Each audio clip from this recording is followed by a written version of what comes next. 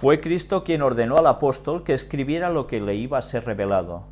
Escribe en un libro lo que ves, le mandó, y envíalo a las 7 iglesias que están en Asia, a Éfeso y a Esmirna y a Pérgamo y a Tiatira y a Sardis y a Filadelfia y a la Odisea. Yo soy el que vivo y he sido muerto, y he aquí que vivo por los siglos de los siglos. Escribe las cosas que has visto y las que son, y las que han de ser después de estas, el misterio de las 7 estrellas que has visto en mi diestra, y los 7 candeleros de oro. Las 7 estrellas son los ángeles de las 7 iglesias, y los 7 candeleros que has visto son las 7 iglesias. Ya veis que hace mención a Apocalipsis 1, 11 y del 17 al 20 que acabábamos de leer antes. Los nombres de estas son un símbolo de la iglesia en diferentes períodos de la era cristiana.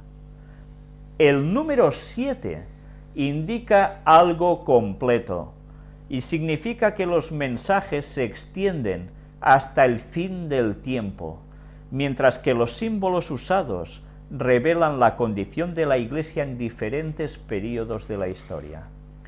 Y aún hay cristianos, incluso adventistas, que cuando se les dice de la importancia numérica para Dios, que nos lo refleja en sus escritos, hechos por profetas y apóstoles en la Biblia, dicen que estos son bobadas, que estos son cosas solo de Satanás y cosas cabalísticas. No, el inventor de los números es Dios y el que le da el significado es Dios, y Satanás copia, plagia y tergiversa. Pero los números son vitales. Mirad cómo además aparece el número 7 relacionado con todo esto. ¿Cuándo dijimos que volverá Cristo? 6.000 años de historia, y después, cuando empieza el próximo milenio, cuando va a empezar ese año nuevo, que además va a ser milenio nuevo, es cuando Jesús vuelve. El 7. Se habla de Cristo como caminando en medio de los candeleros de oro. Así se simboliza su relación con las iglesias. Está en constante comunicación con su pueblo, conoce su real condición, observa su orden, su piedad, su devoción.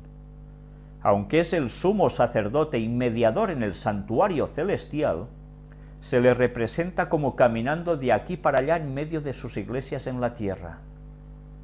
Con incansable desvelo y constante vigilancia, observa para ver si la luz de alguno de sus centinelas arde débilmente o si se apaga. Si el candelero fuera dejado al mero cuidado humano, la vacilante llama languidecería y moriría. Pero él es el verdadero centinela en la casa del Señor, el fiel guardián de los atrios del templo. Su cuidado constante y su gracia sostenedora son la fuente de la vida y la luz. Mirad cómo hasta los centinelas de los atrios del templo simbolizaban a Cristo. A veces solo nos quedamos en el sacrificio, o en el candelabro, o en... Hasta estos señores, que eran los vigilantes, los guardias del templo, simbolizaban a Jesús. Cristo Todo. Arriba y Cristo abajo. Totalmente. Entre nosotros, entre las iglesias. Hay una similitud también en otros textos con el lirio en medio de las zarzas, o en medio de las rocas de los peñas, que no, en sitios extraños, ahí está, en medio de nosotros. Y en medio de la porquería. En medio de la porquería, en el fondo de los lagares.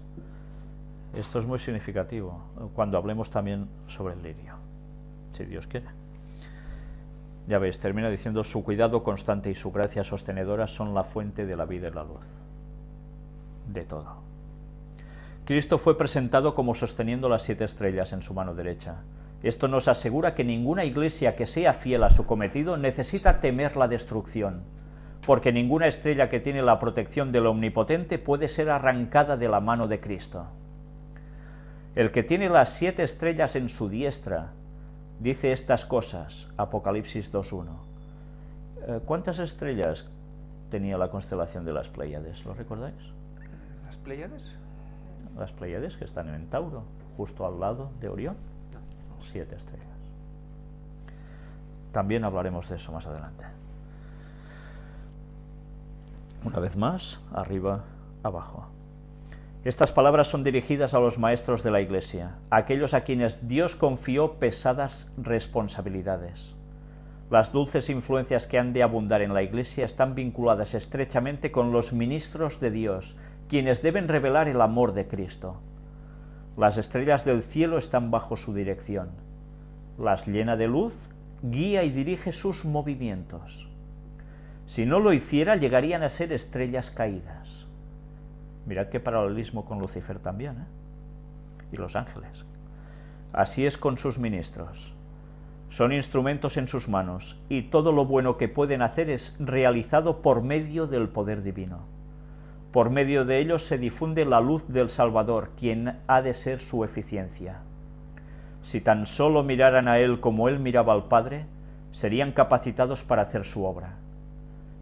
Cuando dependan de Dios, Él les dará su esplendor para reflejarlo al mundo. En fin. Y vamos a concluir, después de ver, bueno, creo que una descripción fantástica que nos ha hecho aquí el espíritu de profecía en Elena White. Otro de sus escritos, El deseado de todas las gentes, un libro impresionante. Esta cita: y nada menos que la muerte de Cristo podía hacer eficaz para nosotros este amor. Es únicamente por causa de su muerte, por lo que nosotros podemos considerar con gozo su segunda venida. Su sacrificio es el centro de nuestra esperanza. En él debemos fijar nuestra fe. El centro, Orión una vez más. Orión arriba, Orión en la cruz. El centro. Pues bien, creo que hoy ha sido un tema quizás un poco denso, no lo sé, cómo lo habrán percibido la gente. A mí es un tema que me ha apasionado y que, sinceramente, lo que ella decía del gozo que comporta estudiar la palabra de Dios, pues para mí lo es y mucho. No sé si Ángel nos quiere añadir algo al respecto.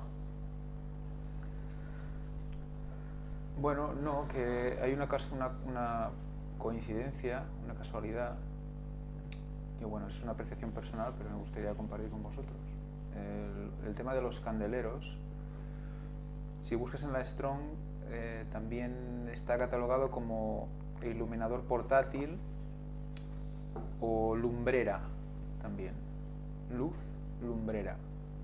Y si buscas la raíz, se relaciona con una luz blanca. Y son 7 alrededor de un centro que es Cristo, con su cinturón. A mí me recuerda a Orión. Más claro imposible. Orión son 8 estrellas principales alrededor de un cinturón, de un centro, que justo la estrella central del cinturón es el nombre de Dios, si la ponemos encima de Israel. En todas las combinaciones que hemos hecho, el centro es el nombre de Dios. Y en el cinturón está el sacrificio. Hemos visto que el sacrificio era el centro de todo el plan. Todo el plan. Y además, esa luz blanca, ¿cómo vendrá Jesús en su segunda venida? Dijimos. Así. Por tanto, mirad la estrecha unión entre el sacrificio en la cruz de Cristo y su retorno. Sin el sacrificio de Cristo en la cruz, el retorno no nos serviría absolutamente para nada. Es más, sería solo para ser fulminados, porque Él pagó por nosotros nuestros pecados en la cruz. ¿Os dais cuenta ahora, muchos, cuando preguntáis ¿y por qué era necesario hacer todos esos sacrificios? Que esos son cuestiones satánicas y Dios hacía lo mismo, ese Jehová ni es Dios ni es nada, en verdad todo es un rollo y un asco y un montaje y no sé qué. Los que dicen esto es que no han entendido absolutamente nada del plan de salvación del hombre, con todo lo que ello conllevaba. Después de haber mostrado todas estas conferencias, si aún alguien que piensa así, desde luego tiene un grave problema, porque va a perder la salvación además. Despreciar el sacrificio de Cristo va a tener sus consecuencias. Pues bien, lo dejamos aquí. Muchas gracias por vuestra atención. No os digo de qué va a ir totalmente ya la próxima conferencia, porque cada vez hemos de estar añadiendo, cambiando. Hay cosas que se nos están quedando atrás porque no da tiempo a mostrarlas. Bien, que Dios nos guíe para ver qué hemos de poner en la próxima conferencia. Pero evidentemente irá muy ligado a toda esta temática, que además nos va a llevar finalmente a más cuestiones arqueológicas para, si Dios quiere, después tratar el tema ya de la segunda venida de Jesús. Fecha. Que Dios os bendiga. Amén.